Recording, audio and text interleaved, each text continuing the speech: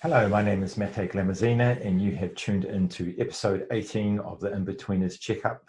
I am joined today with Clinton Young, all the way over in San Diego, who is going to be sharing, some of his time, his life, his experience with us, and listening to his earlier conversations. I think he has a lot of value to offer the world, and I would like to think that this platform will help to share his message. So over to you, Clinton. All right, Mate, it's wonderful to be here. Thank you so much. I'm really excited to actually be on the In-Betweeners Checkup with you. Hey, listen, Clinton, I mean, look, you've been talking to people for a while now, and I guess sharing what I feel is a message that will resonate with a lot of people. But I guess I'm keen to understand how it all began for yourself and what sort of brought you to this point in your life. Yeah, well, I'm a professional speaker. For those of you who don't know me, my name's Clinton Young, and I've been an international keynote speaker for the last several years, and I'm also a world-class coach for aspiring speakers. And I'm a self-proclaimed awesome podcast guest. That's yet to be determined. I'm just playing, but I have been told that several times, so hopefully we'll have some fun today. But I didn't just pop out of the womb a professional speaker or a coach for that matter, right? I'd always been somebody, Mate, who even before I knew what personal development was, I'd always been someone who really was drawn to doing the things that I was good at and the things that made me feel good, right? I feel like at our base human level, like the basic unit of measure, if you will, it's feeling good. Like that's what we're all here for, is to find opportunities for us to feel good. And in our careers, there's opportunities for us to do that by discovering our strengths and our weaknesses, discovering our values, discovering what's most important to us, what lights us up. And even before I even knew what personal growth was, I was more into more academic growth, which I do feel there's a difference. Yes. Right? And academic growth, for any of the listeners out there who maybe haven't been yet introduced to personal growth, academic growth is more like going to school, going to college, watching a YouTube video, reading a book, right? Learning something. And if you liken it to gardening, it's like planting things in your brain, planting things in your heart, planting things in your soul, planting things, right? And it's sometimes you like those things and they blossom and they grow, and sometimes you realize you don't like those things and you decide, you know what, I'm not really gonna do much more with that, and it ends up becoming like a weed in your garden, if you will. Mm-hmm. As I've gotten older, I'm 44 now, to date myself, but as I've gotten a little older, and over the last probably 10 or 15 years, I've really been immersed in personal growth and development. What I've discovered is that's more about, if you liken it back to the gardening example, it's actually more like weeding, taking things out of your brain, taking things out of your heart, your soul, your experience of life, figuring out what you don't like, what you do like, and removing those things. And you start to develop what I call wisdom, right? And what many people call wisdom. And I'm just starting to enter that phase, right? I'm only 44. As you become older, that's why a lot of people have more wisdom, is they just totally know what they like, what they dislike, what they're really great at, and they don't really mess around with anything else. They just get it out of their garden because it's just taking up space. So I say all that to say, I didn't really know what personal growth was or what weeding the garden was, but I always knew what I liked and what I didn't like. And I always gravitated towards roles like sales roles or speaking in public. Before I even knew I was a speaker, I'd be the guy that raised my hand to be the leader. Any kind of leadership role, if there was an opportunity to greet people at the door, at my spiritual center, those were always the things that I would raise my hand to do. And I didn't really know why. I didn't have an idea that I had a strength. I wasn't really aware of that. I just was following what felt good. Does that make sense so far? Yeah, absolutely. I'm trying to be really high level to start, and then I'm going to dive in. Yeah. So as your listeners are listening to this, I challenge you to start to really look at, like, are you really involved in personal growth and development and looking at what lights you up? What are your values? What are your strengths and weaknesses? Or are you just trying to learn something new? And there's nothing wrong with learning something new, right? We can do both, academic development and personal development. But what I found after a bachelor's degree in psychology, a master's degree in organizational psychology, and lots of other of that academic learning side, literally thousands of hours of different trainings, or at least hundreds of hours, various trainings. What I found is there's so much more richness and so much more awareness and opportunity to bring aliveness to my life when I really dive more into the personal development, right? Really discovering who I am as a person. So I'm going to jump off my soapbox for a second there. I just want to inspire people to really get curious about who you are and what lights you up and what drives you. And along the way, Matej, to really go bullseye to answer your question, like how did I get to where I am today as a speaker? Can I tell you a story? It's a story that how this happened. Yeah, absolutely. Feel free to share. So I basically followed my passion and discovered my dream job. You know, one of my dream jobs throughout my career, and it brought me to California from Massachusetts. And I was working for an intercultural consulting company that did large mergers and acquisitions overseas. I was totally passionate about culture and about travel and about international business. About a year into it, I realized that I really wasn't so passionate about corporate jobs anymore and really wanted to become an entrepreneur. And I started to look around. I was looking at everything. I was looking at buying a bar. I was looking at becoming a real estate agent. I was looking at multi-level marketing. I was looking at sales opportunities, all these different kinds of business opportunities. And I finally found one, and I found a mentor. His name is Justin. So picture this, all right? I'm in an office, and every week I was working part-time with Justin. Every week he would have a meeting every week, and we'd have about 20 or 30 guests. And he would always deliver a presentation. It was a sales presentation. And I'd be a guy in the audience, high-fiving, shaking hands, kissing babies, being a good audience member, right? Yeah. And just keeping the energy up. But Justin saw something in me that I didn't see in myself. He saw something in me, and one day he challenged me without asking me. Picture this, we're walking up to the conference room. It's full glass door, full glass walls. There's like 30 people in the conference room. As soon as we get to the door, all 30 people turn to the side and they look out the windows in the door and they see Justin and I. Right at that moment, Matej, Justin turns to me, he flips me the clicker and he's like, "You're on today, buddy." He opens the door and he walked in the room. So I'm standing there, holding this clicker, totally freaking out, like what just happened, right? So I walk in and I'm shaking in my boots. I'm sweating, from my forehead. My chest is all tight. My heart's pounding. I'm like quaking in my boots. And it starts off like an absolute train wreck, absolute train wreck, right? But eventually I settle in and I start to recall some of the things that Justin shared to me over the previous months.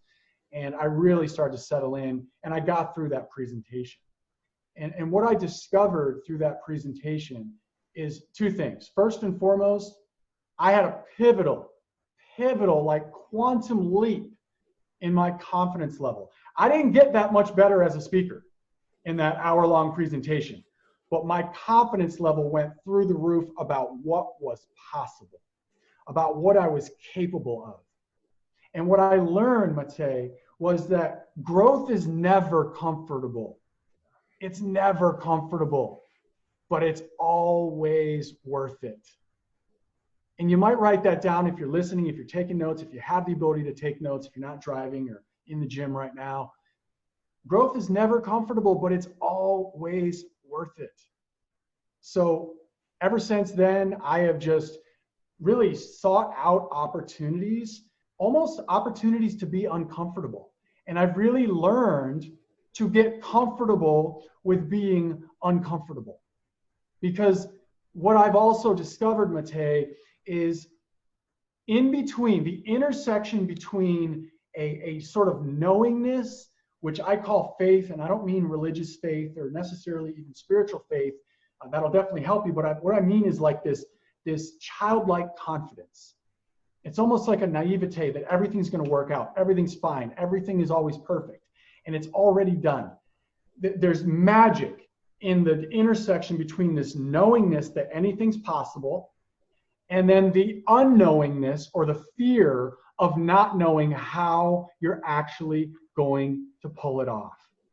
That, my friend, is where the magic happens, right in between. So that moment with Justin on that little stage in that conference room, where I was sweating bullets, that is where I discovered that's where the magic happens. And I've sought out opportunities. And I challenge everybody to seek out opportunities where you're uncomfortable in areas that you want to grow in. I don't mean go stand in the middle of traffic because you're uncomfortable. I mean, stand in that area where you know you want to grow in, that's going to stretch you. That's what I mean.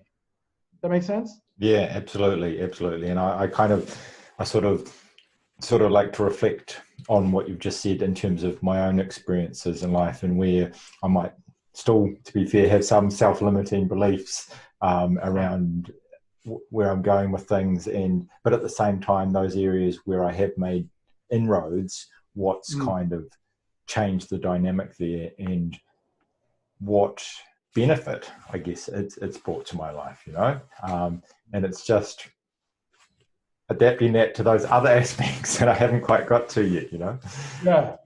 But yeah, look, I absolutely agree. And so, in terms of, I guess that set that platform for you, and then to expand it out into other areas. How did you go about that? I guess, tell me more. Okay, well, what I'll share there is I just always sought out opportunities for growth. And, we don't always make all the right choices, do we? Sometimes we make mistakes. Sometimes we do things that can set us back. And sometimes the world just happens the way it happens, and we get dealt what we're dealt, and we have to live with that, right? And I'm a firm believer that everything is always perfect. And I know for anyone that's listening that really has been dealt a major blow financially, or relationships, or a loss in the family, or any kind of loss, it doesn't always seem like a gift at the time. It doesn't always seem like it's quote unquote perfect. But what I've really come to discover is that life is always perfect. It's always perfect. There's always something for us to grow through, and there's always a massive, massive gem. And really, we are meant to become who we become by exactly what happens to us. And it's always perfect. So I want to share another story with you. A massive failure, if it's okay with you, I'd like to share with your audience and with you something that, it didn't seem like it was really a blessing, but it really became a blessing on my journey to really help me get to where I am today as a professional speaker, as somebody that has time flexibility and has the ability to make an impact with others and really do the things that are on purpose for me. If that's okay with you, I'd like to share that. Yeah, by all means. So it's 2008, 2009. We all kind of know, unless you just woke up or were born in 2000, which perhaps some of your listeners might have been born in 2000, probably several of them. Maybe you were 8 or 9, maybe you were 30 at the time. I don't know. Wherever you're out there listening, in 2008, 2009, most of us know that there was a major financial collapse in the world, right? I'm in the US. Of course, there was a massive collapse here in the US with the financial institutions.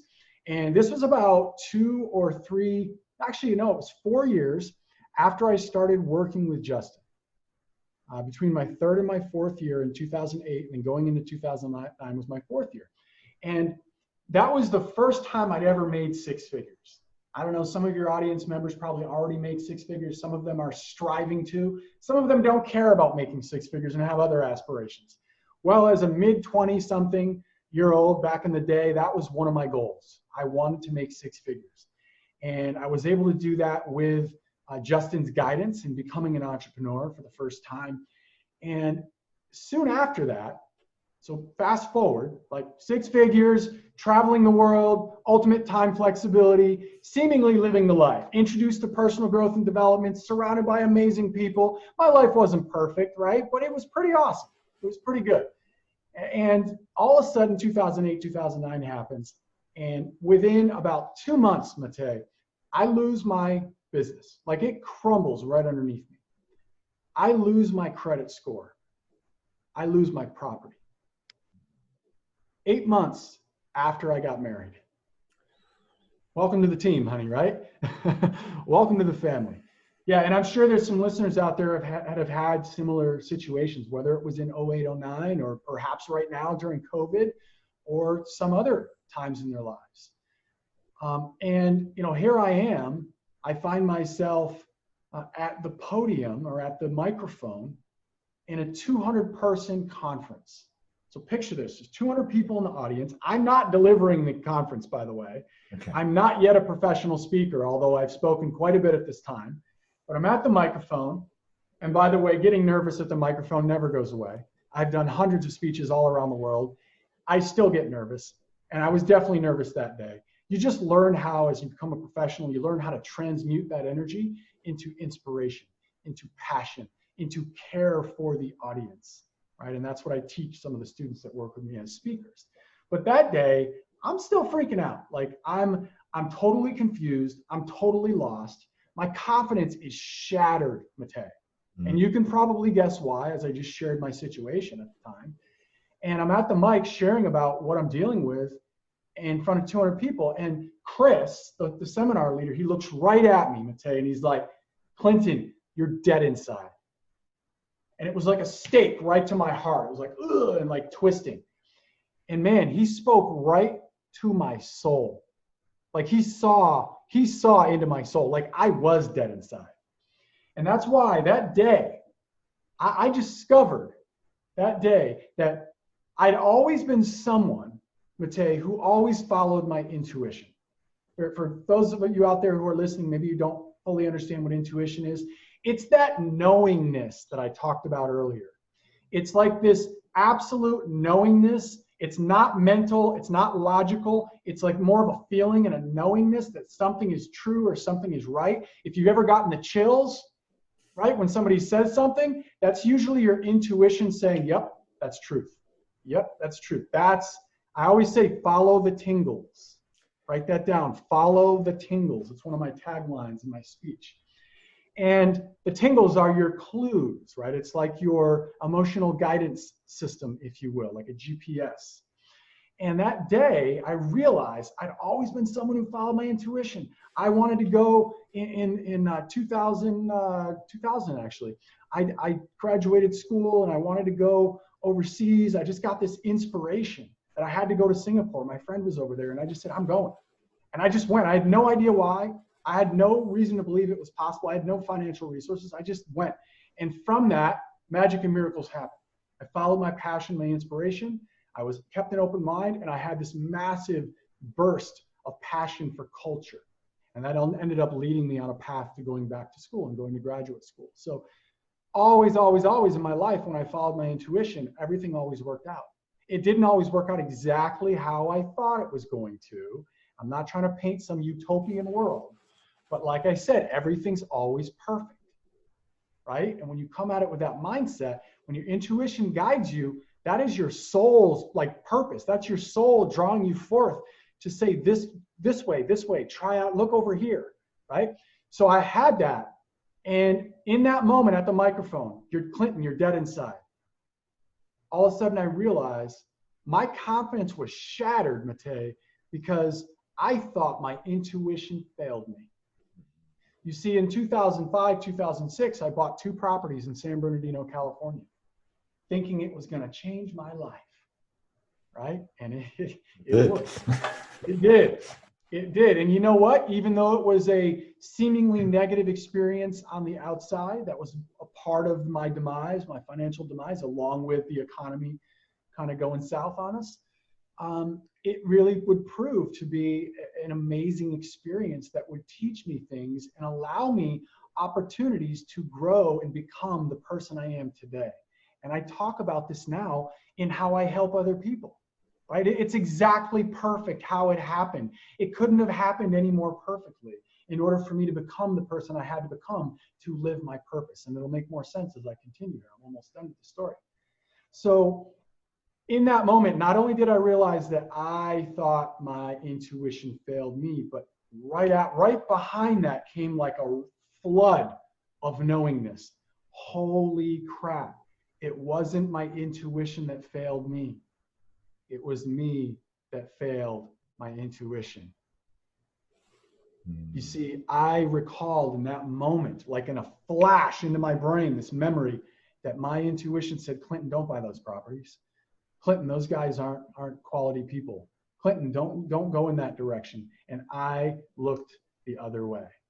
So my confidence was shattered. And the reason why I was having such a challenging time in my life at that time was because my whole model of how I was moving through the world for 27, 28, 29, 30 years up to that point, it was shattered. It didn't work anymore, or at least I didn't think it did.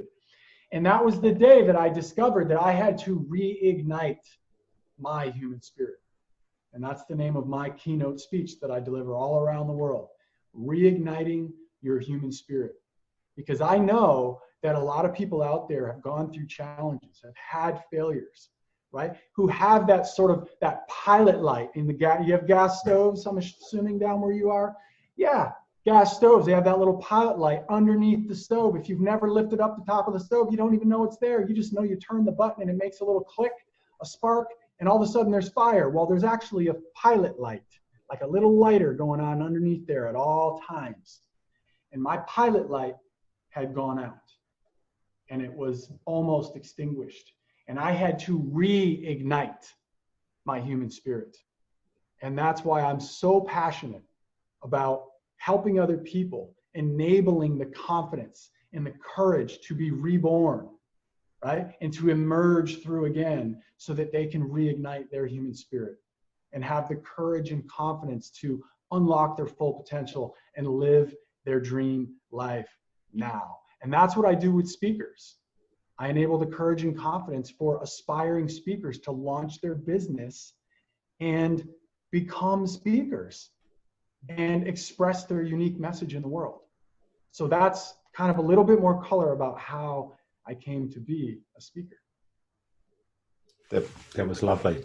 I really enjoyed that. And look, I'm sure you've shared something similar to other people, and you can appreciate how that might resonate.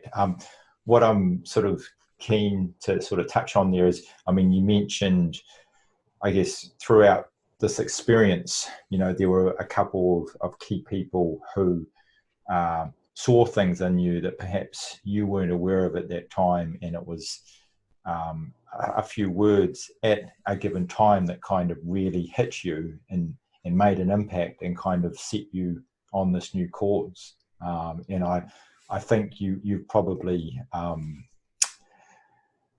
what's the term, acknowledged those people in some form. But I guess what I like to sort of think more broadly is the fact that we don't get there by ourselves.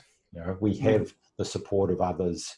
Yes, we have to do the work, but a little bit of guidance or the right words of encouragement or focus at a given time can make real inroads for ourselves. So, many hands make light work, I guess. And we have the ability, the capacity, really the responsibility, I think, to be able to assist others in their lives, whatever they need at any given time. Yeah. So I love what you're doing. I love the fact that you're empowering others to be able to also do others. And you've planted the seed and it's blossomed and that tree has grown, and from that more seeds have blossomed, and you're spreading the love, you're spreading the light. It's really great to see. Yeah, I'd like to add on to what you said a moment ago. I think you said something really important. You underscored the importance of surrounding yourself with quality people, and I'd like to share something on that, if you will, if you like. Yes, sir. So one of the things that I teach the people that follow me, and especially my speaker, I call it my speaker posse. I have a speaker posse, people that are on the same mission as I am, that want to light up the world with their voice.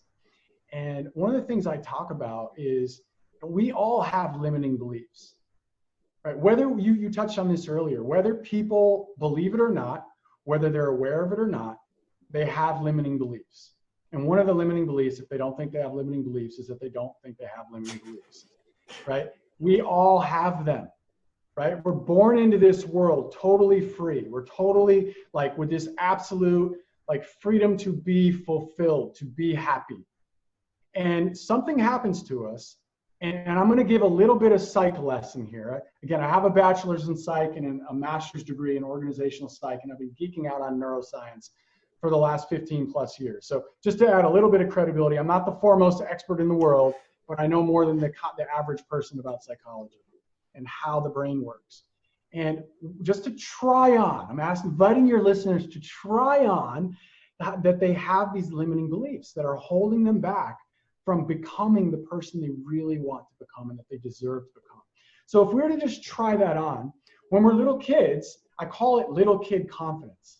We all have this little kid confidence, this sort of belief that anything's possible. And our parents tell us this all the time. And a lot of times we're like, yeah, whatever. It kind of falls on deaf ears.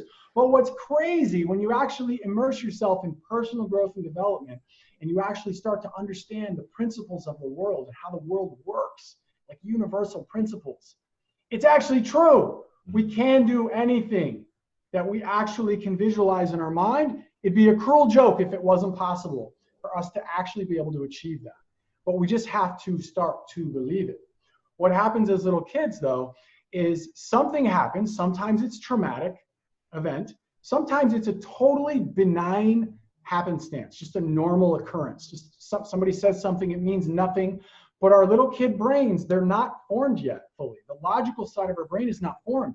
So we have an experience, and then we make it mean something. And it gets, whatever we made it mean gets filed away in our brain, in our subconscious brain. And the problem is, Mate, is what we made it mean is not what it actually means, right? That's where things like, it's not fair, right? If you've ever heard yourself say this, one of mine is, I'm so stupid, this is so stupid, right? That's a limiting belief. It's not fair, the world's not safe, right? I'm not safe, I'm not good enough. These are all very common examples that I've discovered, and I have some of them as well, but I've also discovered around the world that people have these, and that's what they stem from. So I invite anyone listening to really do these three things. I want to give a little 3 tips here about how to uncover your limiting beliefs. Would that be okay with you if I share those? Yeah, absolutely. Okay. So the first thing is start to listen to your language. Like listen to the words coming out of your mouth, especially when you're stressed, when you're frustrated, when you're upset, when you stub your toe in the morning, you're going to say something. And quite often your limiting beliefs are encapsulated in the words that come out of your mouth. So just try that on. Just a quick tip there. There's a lot of other things you can do, but just try that on. Start to become aware, because as you start to become aware, you start to then see it everywhere and hear yourself saying it everywhere. And that's where the ridiculousness of it actually surfaces. Like, I'm so stupid. It's not true. I got like a 3.96 out of 4.0 in grad school. I'm pretty smart, right? But I said all the time, I'm so stupid. This is so stupid. Can you see how that just is ridiculous? That doesn't make sense. So that was a limiting belief that was unconscious. And I started to hear myself say it. If you can't hear yourself say things, right? Because as you do start to hear them, you have that new awareness, and that awareness creates freedom. It starts to loosen the grip of these limiting beliefs on us, and they start to dissipate. They start to dissolve. But if you can't hear it in your own voice, start to listen to the people you hang out with most, right? Now, you're not going to want to call them out on their limiting beliefs, but just listen. Listen and see if you say the same thing, because we often hang out with people that we know, like, and trust, and we feel safe with. And unfortunately, sometimes feeling safe means not being challenged, staying in the same rut, staying in the same level of consciousness or thinking or limiting beliefs. And that just makes us feel safe because it's familiar. Doesn't mean it's good for us. So, and there's this concept, Matej, called the power of 5. And I would have you, anyone who's listening, I would really take a listen to this and try out this example. The Power of Five states that a real easy place to measure the Power of Five is in your income or your net worth. A lot of people say your net worth determines your net worth. You may have heard that before. Your net worth determines your net worth. Your network, who you hang out with, determines the level of income that you have. My mentor, Justin, used to say to me all the time, we are products of the books we read and the people we hang out with. Period. That's a fact. We're products of the books we read and the people we hang out with. And the Power of Five states that if you were to look at the top 5 people you hang out with, and you were to look at how much money each one of them makes, and no, I'm not all about making money, right? I'm just showing you a simple example. It's the easiest thing to measure, money. You can do this in any area of your life, right? So look at the top 5 people, how much do they make, add it all up, divide by 5. You have an average of the top 5 closest people you hang out with. The Power of Five states, Mate, that your income will likely be within 5% of the top 5 people that you hang out with. When I learned that, I got rid of all my friends. I'm just kidding. I totally did not do that. Totally did not do that. But again, it was important to me at that time in my life to make 6 figures. That was a goal of mine. So who did I start hanging out with? People that were making 6 figures, people that were making 7 figures, because that was an area of my life that I wanted to grow and stretch. If you want to be an entrepreneur, who do you think you should hang out with, Mate? What would you tell the people that follow you? Entrepreneurs, right? Yep. If you want to be an author, who do you think you should hang out with? Authors. If you want to be a marathon person, of course, you want to hang out with people that are running marathons, or at least people that run on the weekend, right? Start with that. So I'm a firm believer that your network not only determines your net worth, your network determines everything. You want to look at your results, look at the quality of the people that you hang out with. Look at their results. Look at what they're doing in their lives. You want to up-level your beliefs. You want to up-level your results. Start to up-level your network. So that's tip number 2. First one is listen to your language. Second one is up-level your network. All right? And start to hang out with people that are 5, 10, 15 steps ahead of you in whatever area of life is most important to you.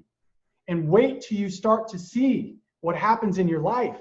You're going to start hearing them say common things. And you're like, wait a minute. And then you're going to start saying the same things. You're going to start to shift your beliefs around what's possible for yourself. And I'm not saying they're going to be perfect in every area of their life. They might be, totally unhealthy with their food diet, but they might be somebody that is really good at being an entrepreneur. Well, you can learn from them as an entrepreneur. Don't take their food habits, dietary habits. Take their habits of the thing that they're really masterful at. Not everybody's perfect, right? I'm not saying that they are. And just on that, sorry, I think there's an opportunity to possibly have an exchange there where perhaps they can then leverage off your abilities if you perhaps are better in the health side of things. Absolutely. That's a great point. And in fact, that leads to the third strategy here to really be able to up-level your beliefs and to forward your results towards your vision, towards your purpose. And that is to find mentors. Find mentors. Find people that are not 5, 10, 15 steps ahead of you, but that are 5,000 steps ahead of you, right? Who are the people that are 5,000 steps ahead of you? I'm not saying you need to necessarily go and find the CEO of Starbucks and they're your mentor, right? It could just be somebody he's probably 5 million steps ahead of you if entrepreneurship is important to you, or whatever it is for you. It might be staying in your career and having more time flexibility and having more ability to work remotely. With this COVID thing, there's going to be a lot of opportunity as we go back to kind of the new normal. There's probably going to be a lot of opportunities for you to position to your employer ways to work remotely.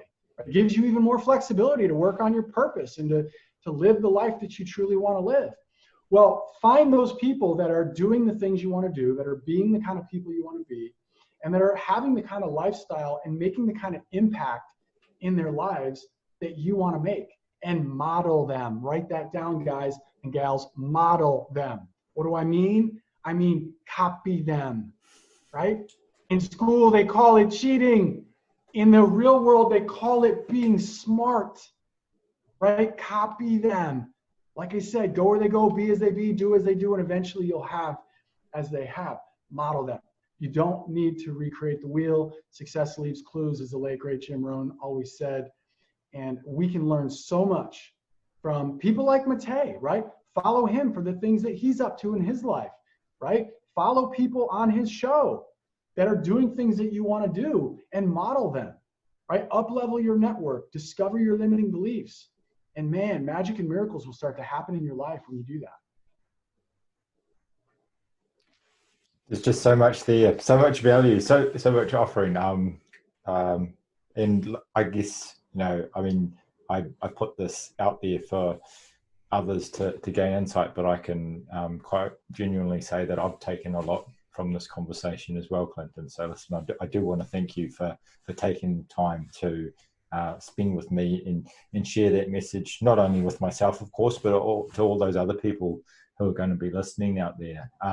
If you had to kind of, I guess, leave the audience with one final piece of wisdom, and there's been so much already, what would you like to share? I would like to actually share two things.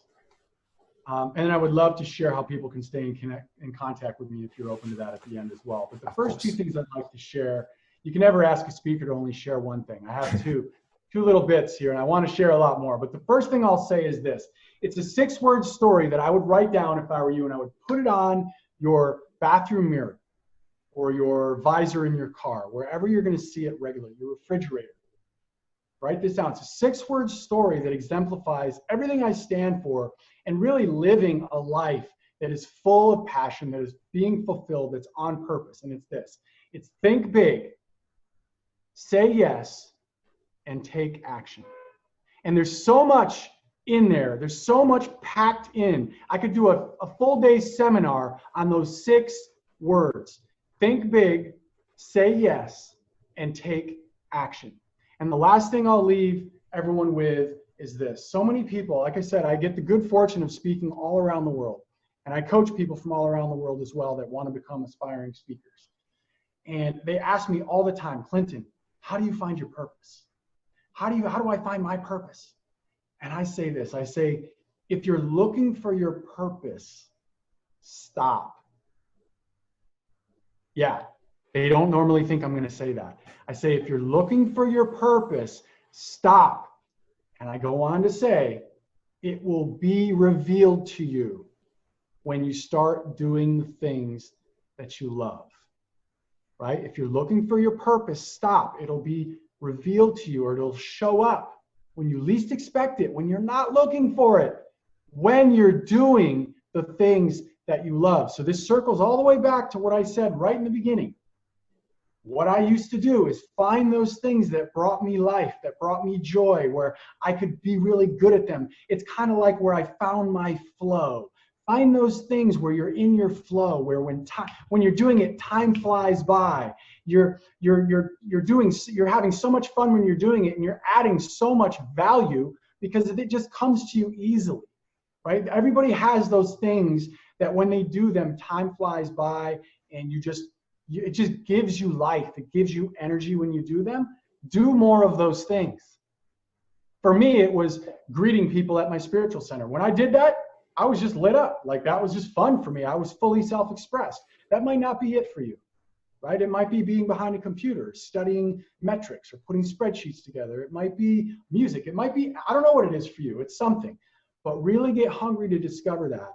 Because as you start to be happy and be fulfilled in all these other areas of your life that have nothing to do with your purpose, you start to get clarity. You start to create momentum. And your purpose is revealed to you. That's exactly what happened to me. And that's what I teach my students. Look, that's great. And again, I'm taking it on board myself. Look, if people want to hear more about you and your message, what's the best way for them to do that? So there's 2 ways. The first way is they can just go to my website, clintonyoung.com. I'm sure that'll be in the show notes somewhere. It's Clinton, CLINTONYOUNG.com. And if you've enjoyed how I've shared stories today, how I've delivered some of my message today, I've put in thousands of hours. I've hired National Speakers Association Hall of Fame coaches. I've been on hundreds and hundreds of stage and just put in the work, right? And over the last several years, I've developed through my own efforts and my own experience, and through working with all of these masters of speaking, I've developed the top 7 principles to becoming a world-class speaker.